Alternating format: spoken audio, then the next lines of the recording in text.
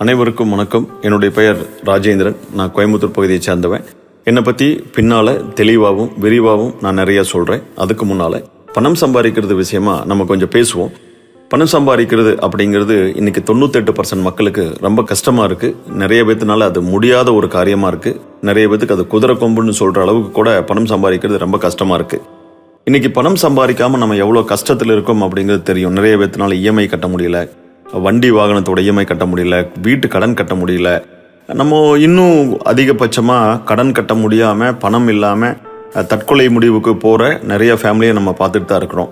நம்ம பேப்பர்களில் படிச்சுட்டு தான் இருக்கோம். அப்போ பணம் சம்பாதிக்கிறது அப்படிங்கிறது ரொம்ப கஷ்டமான சூழல் அப்படின்னு நினச்சிட்டு இன்றைக்கி நிறைய பேர் அவங்களால பணமே இனிமேல் சம்பாதிக்க முடியாது அப்படின்னு நினைக்கிறாங்க. சில பேர் என்ன சொல்கிறாங்க அப்படின்னா, பணம் சம்பாதிக்க முடியாது, இது என்னோட தலையெழுத்து, ஏழ்மையாகவே இருக்கணும் அப்படிங்கிறது என்னோட தலையெழுத்து, கஷ்டப்படணும் அப்படிங்கிறது என்னோட தலையெழுத்துன்னு சொல்லிட்டு நொடிஞ்சு போய் விட்டுறாங்க, அவங்களோட முயற்சியை கைவிட்டுறாங்க. இங்கே நான் பணம் சம்பாதிக்கிறது விஷயமா கொஞ்சம் பேசுகிறேன். ஏன்னா நானும் ஒரு மிக மிக ஏழ்மையான ஒரு குடும்பத்திலேருந்து வந்திருக்கேன். இன்னைக்கு ஓரளவுக்கு நானும் பணம் சம்பாதிச்சுக்கிட்டு இருக்கேன், நிறைய பணம் சேர்த்துருக்கேன். அப்போ பணம் சம்பாதிக்கிறத பற்றி உங்களுக்கு எனக்கு கிடைத்த அனுபவங்களிலிருந்து நான் பணம் சம்பாதிக்கிறது எப்படி, பணம் சம்பாதிக்கிறதுக்கு என்ன பண்ணணும் அப்படிங்கிறது உங்கள் கூட கொஞ்சம் பகிர்ந்துக்கலாம்னு நினைக்கிறேன். இந்த ஆடியோ வீடியோவை நீங்கள் கொஞ்சம் ஆழ்ந்து கவனித்து கேட்டீங்க அப்படின்னா பணம் சம்பாதிக்கிறதுக்கான ஒரு ஃபார்முலாவை நான் உங்களுக்கு சொல்லித்தர முடியும். அந்த பணம் சம்பாதிக்கிறதுக்கான அந்த ஃபார்முலாவை நீங்கள் தெரிஞ்சுக்கிட்டீங்கன்னா உங்களாலையும் உங்கள் வாழ்க்கையில் பணக்காரங்களாகவும் ஒரு பெரிய ஒரு லெவலில் நீங்கள் என்ன வாழ்க்கையில் எந்த அளவுக்கு உயரணும்னு நினைக்கிறீங்களோ அந்த உயரத்துக்கு உங்களால் போக முடியும். என்னால் உறுதியாக சொல்ல முடியும் நீங்கள் பணம் சம்பாதிக்க முடியும்னு சொல்லிட்டு. அப்போ பணம் சம்பாதிக்கிறத பற்றி நம்ம பேசுறதுக்கு முன்னால் பணம் சம்பாதிக்கிறது விஷயமா சில புரிதலை ஏற்படுத்துறதுக்காக சில விஷயங்களை பகிர்ந்துக்கலாம்.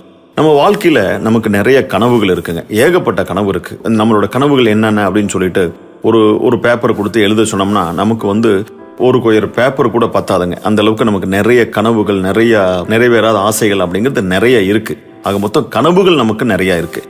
இந்த கனவுகளில் அத்தியாவசியமான கனவுகள், தேவையான கனவுகள் அல்லது அத்தியாவசியமற்ற கனவுகள் அப்படிங்கிறது 2 வகையாக பிரிக்கலாம்.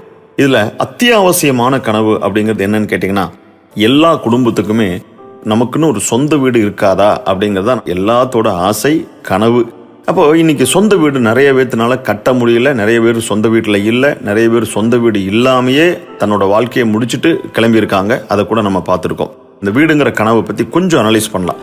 இப்போ நமக்கு ஒரு வீடு கட்டணும்னு முடிவு பண்ணிட்டோம்னா, அதாவது நான் ஒரு சிட்டிக்குள்ளே அப்படின்னா நான் சென்னையோ கோயம்புத்தூரோ மதுரையோ சேலமோ அப்படிங்கிற பெரிய மாநகராட்சியில் சிட்டிக்குள்ளே அப்படின்னு சொல்ல, இந்த சிட்டிக்கு ஒதுக்குப்புறமா ஒரு சிட்டியோட அவுட்டரில் நம்மக்கிட்ட ஒரு 5 சென்ட்டோ 2 சென்ட்டோ இடம் இருந்தது அப்படின்னா அந்த இடத்துல நம்ம 1 பெட்ரூம் 2 பெட்ரூம், ஒரு கிச்சன், ஒரு ஹால், இந்த மாதிரி போட்டு ஒரு சிம்பிளாக ஒரு வீடு கட்டணும் அப்படின்னா குறைந்தபட்சம் 20 லட்ச ரூபா பணம் இல்லாமல் நம்மளால கட்ட முடியாது. நான் சொல்றதை நல்லா கவனிக்கணும். உங்ககிட்ட இடம் இருந்து, நிலம் இருந்து அதில் ஒரு வீடு கட்டணும் அப்படின்னா நமக்கு ஒரு 20 லட்ச ரூபா பணம் தேவைப்படுது. நான் வீடு கட்டுறது மட்டும் சொல்றேன். நான் லேண்டை இடத்தை நான் உங்களுக்கு இதை கொண்டு வரல, வீடை மட்டும் சொல்றேன். அப்போ வீடு கட்டுறதுக்கு நமக்கு ஒரு 20 லட்ச ரூபா பணம் வேணும்.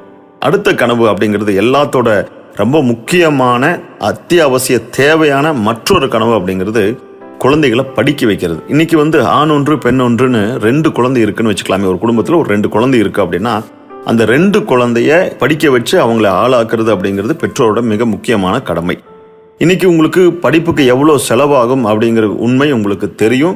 ஒவ்வொரு இன்ஜினியரிங் சீட்டுக்கு போனாலும் சரி, இல்லை டாக்டர் படிக்கிறதுக்கான சீட்டுக்கு போனாலும் சரி, எவ்வளோ பணம் தேவைப்படுது அப்படிங்கிற உண்மை எல்லாத்துக்குமே தெரியும்.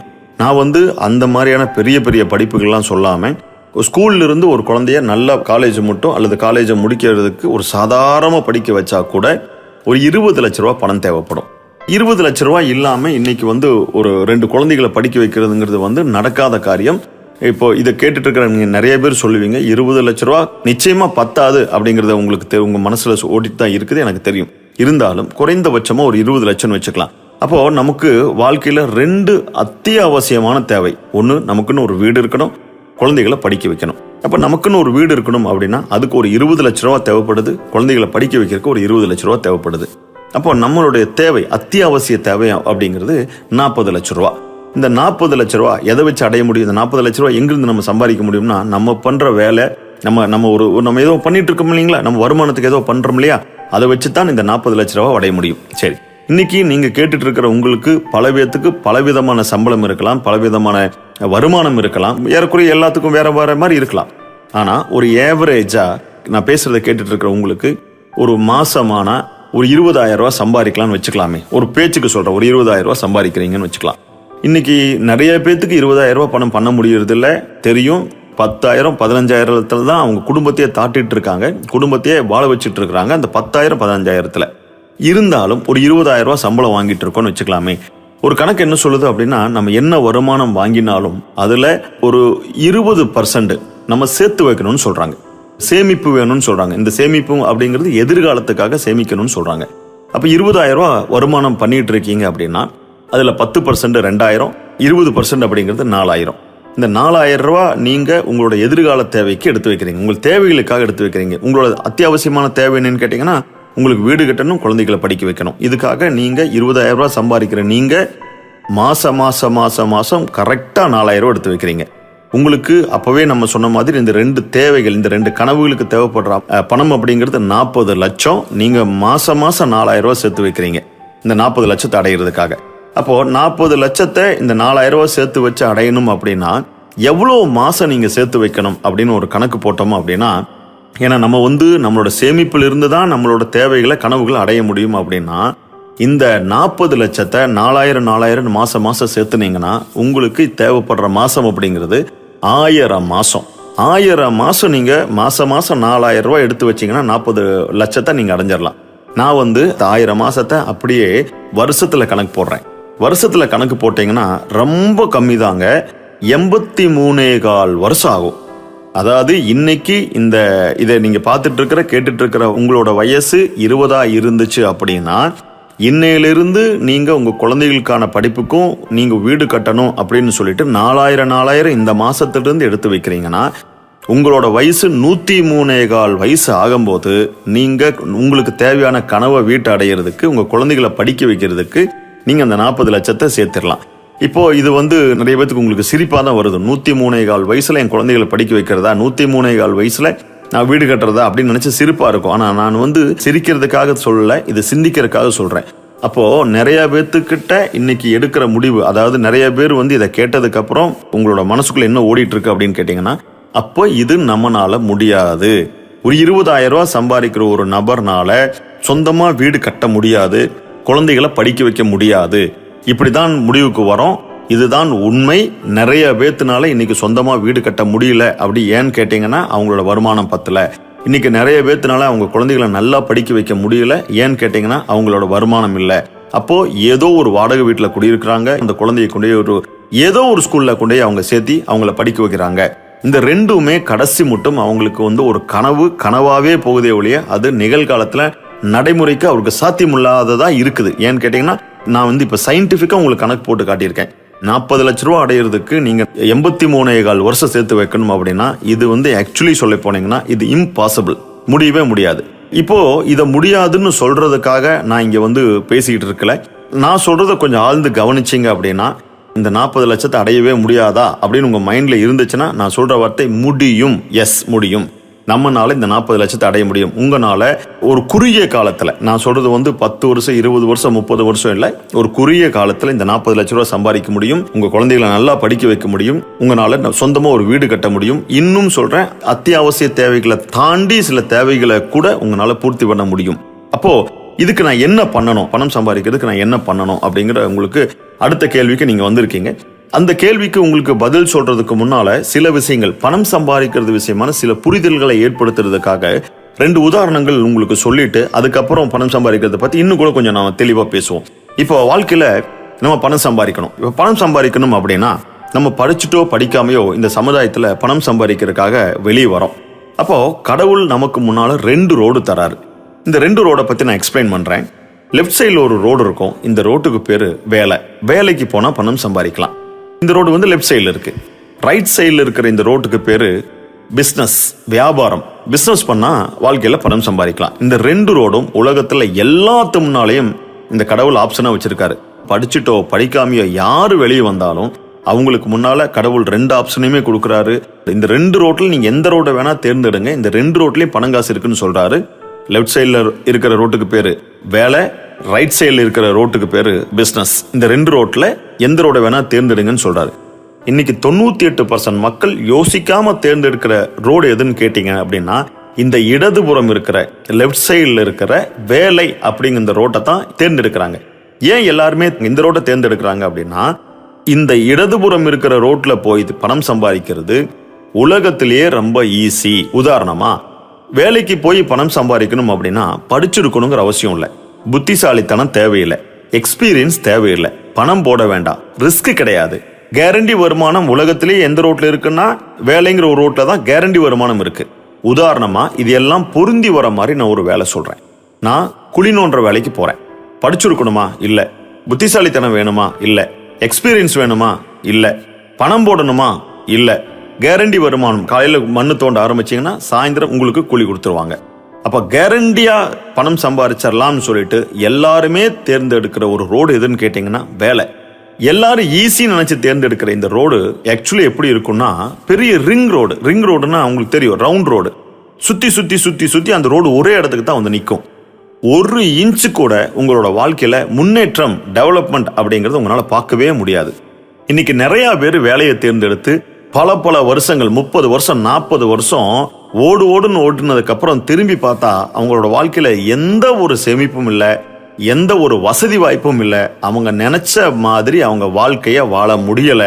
சில சமயத்துல அவங்க வாழ்க்கைய நினைச்ச மாதிரி வாழணுங்கிற அந்த நினைப்பே அவங்களுக்கு இல்லாம போகுது. அப்போ என்னை கேட்டீங்கன்னா இது சபிக்கப்பட்ட ரோடு. இந்த ரோட்ல தான் எல்லாருமே ஈஸி நினைச்சு போய்கிட்டு இருக்காங்க. உதாரணமா உங்க வீட்டுல, உங்க குடும்பத்துல யாராவது ஒருத்தர், உங்க அண்ணனா இருக்கலாம், அக்காவா இருக்கலாம், அம்மாவா இருக்கலாம், அப்பாவா இருக்கலாம், உங்க தாத்தாவா இருக்கலாம், யாராவது ஒருத்தர் அல்லது நீங்களாவே இருக்கலாம், 30 வருஷம் 40 வருஷம் வேலைக்கு போய் திரும்பி பாருங்க உங்க வாழ்க்கையில நீங்க என்ன சேர்த்து வச்சிருக்கீங்கன்னு பாருங்க. முதுமை அப்படிங்கிற ஒன்றை தாண்டி உங்களால வேற எதுவுமே சேர்த்து வச்சிருக்க முடியாது. இதுதான் இந்த ரோடு நம்மளை கொண்டு போய் சேர்த்துற ஒரு இடம். என்னை கேட்டீங்கன்னா இது சபிக்கப்பட்ட ரோடு. இந்த சபிக்கப்பட்ட ரோட்ல நம்மளை போக வைக்கிறதுக்கு தான் இந்த ஒட்டுமொத்த சமுதாயமும் இதுல தான் நம்மளை தள்ளுது. உதாரணமா நம்ம படிக்கும்போது நம்ம டீச்சர்ஸ், நம்ம ப்ரொஃபசர்ஸ், நம்ம லெக்சரர்ஸ் என்ன சொல்லியிருப்பாங்கன்னா நல்லா படி நல்ல வேலைக்கு போலான்னு சொல்லியிருப்பாங்க. அம்மா அப்பா என்ன சொல்லியிருப்பாங்க அப்படின்னு கேட்டீங்கன்னா நல்லா படி நல்ல வேலைக்கு போலான்னு சொல்லியிருப்பாங்க. நீங்க படிக்கிற சமயத்துல, காலேஜ் படிக்கிறதா இருந்தாலும் சரி, இல்ல ஸ்கூல் படிக்கிறதா இருந்தாலும் சரி, நீங்க ஒரு கல்யாண வீட்டுக்கு போறீங்க, உங்க சொந்தக்காரங்களை பாத்தீங்கன்னா உடனே கேட்பாங்க, அப்புறம் என்ன படிக்கிற அப்படின்னு கேட்பாங்க. அடுத்தது என்ன வேலைக்கு போலான் இருக்க அப்படின்னு இந்த ரோட்டை பத்தி தான் பேசுவாங்க இல்லையா? இப்ப நீங்க காலேஜ் முடிச்சிட்டீங்க, நீங்க மெச்சூர்டா இருக்கீங்க, ஒரு 20-25 வயசுல இருக்கீங்க. அன்னைக்கு அப்போ ஒரு விசேஷத்துல உங்க சொந்தக்காரங்களை பாக்குறீங்க, உங்க நண்பரை பாக்குறீங்க அப்படின்னா அவங்க முதல்ல கேட்கிற கேள்வி அப்புறம் என்ன வேலைக்கு போறேன்னு தான் கேட்கறாங்க. இன்னைக்கு உங்க குழந்தைகள்லாம் படிச்சுட்டு இருக்கிறாங்க அப்படின்னு வச்சுக்கலாமே. இன்னைக்கு உங்க குழந்தைகளுக்கு ஒரு 20-30 வயசு ஆயிடுச்சு அப்படிங்கிற ஒரு பெற்றோரா நீங்க இதை கேட்டுட்டு இருந்தீங்கன்னா, இன்னைக்கு நீங்க ஒரு விசேஷத்துல உங்க சொந்தக்காரரை சந்திச்சீங்கன்னா அவங்க முதல் கேட்கிற கேள்வி அப்புறம் உன் பையன் என்ன வேலைக்கு போறான், உன் பொண்ணு என்ன வேலைக்கு போறான், இப்படிதான் கேட்கறாங்க. அப்போ இந்த டோட்டல் சமுதாயம், நம்ம டீச்சர்ஸ்ல இருந்து, நம்ம சொந்தக்காரங்கள இருந்து, நம்ம கூட இருக்கிறவங்கள இருந்து எல்லாருமே திரும்ப திரும்ப திரும்ப திரும்ப நம்ம மண்டைக்குள்ள போடுற ஒரு விஷயம் என்னன்னு கேட்டீங்கன்னா வேலை வேலை வேலை வேலை வேலை. இதனால தான் நம்ம எதையுமே யோசிக்காம 98% மக்கள் டக்குன்னு தேர்ந்தெடுக்கிற ஒரு ரோடு, சுலபமா தேர்ந்தெடுக்கிற ஒரு ரோடு, யோசிக்காம தேர்ந்தெடுக்கிற ஒரு ரோடு எதுன்னு கேட்டீங்கன்னா வேலை. ஆனா இந்த வேலைக்கு போய் உலகத்துல யாராவது ஒருத்தர் கோடீஸ்வரங்களா மாறி இருக்காங்களா அப்படின்னு கேட்டீங்கன்னா எனக்கு தெரிஞ்சு இல்ல. சுந்தர் பிச்சை மாதிரி ஏதாவது ஒரு உதாரணம் இருக்கலாம். அதெல்லாம் விதி விலக்கு, அதெல்லாம் விதி கிடையாது.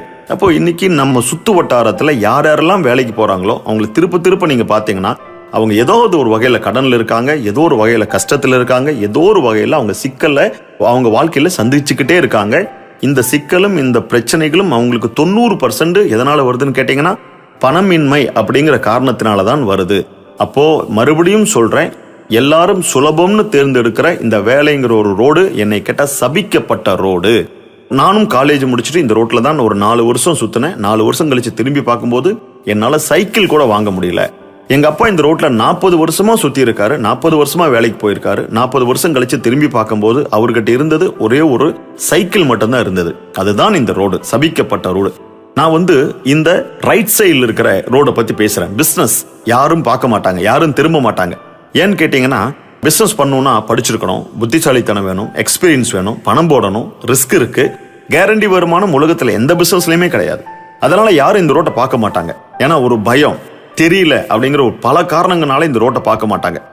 இருந்தாலும் இந்த சமுதாயத்துல ட்ரை பண்ணலாமே அப்படின்னு சொல்லிட்டு இந்த ரைட் சைடில் இருக்கிற இந்த ரோட்ல ஒரு 2% மக்கள் இன்னைக்கு உலகத்துல யார் யாரெல்லாம் கோடீஸ்வரங்களா இருக்காங்களோ, யார் யாரெல்லாம் லட்சாதிபதியா இருக்காங்களோ, யார் யாரெல்லாம் நல்ல வீடு வச்சிருக்காங்களோ, யார் யாரெல்லாம் நல்ல லக்ஸரி கார் வச்சிருக்காங்களோ, அத்தனை பேருமே இந்த பிசினஸ்ங்கிற இந்த ரோட்ல டிராவல் பண்றவங்க தான்.